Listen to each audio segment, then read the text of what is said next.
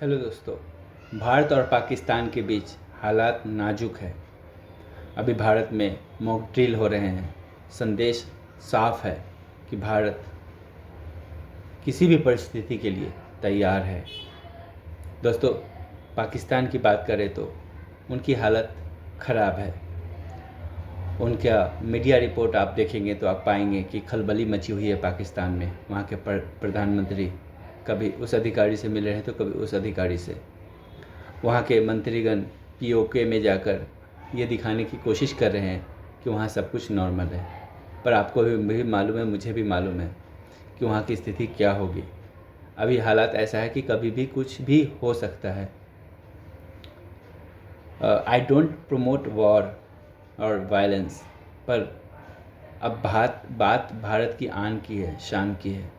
भारत में घुसकर आप भारत के लोगों को मारेंगे और सोचेंगे कि भारत शांति की बात करे, भारत आपके साथ टेबल पर बैठकर बात करे।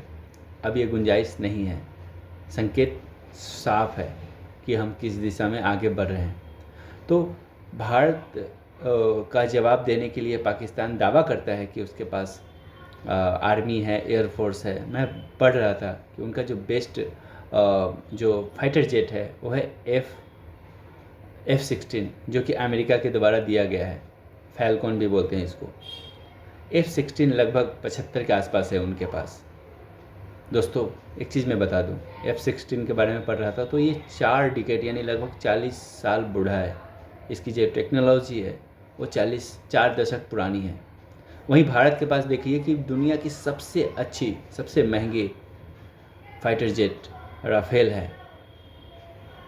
हालांकि अभी संख्या कम है, 36 के आसपास है भारत के पास, लेकिन उसकी जो मारक क्षमता है दुनिया में बेस्ट है।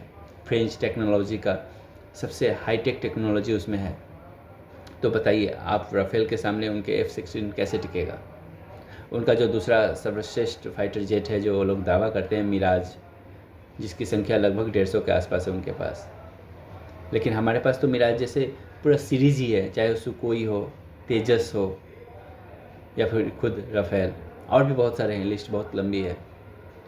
सो द पॉइंट इज़ कि हम कई गुना उनसे ताकतवर हैं, लेकिन फिर भी देखिए गिदर भभकी दिए जा रहे हैं। देने दीजिए।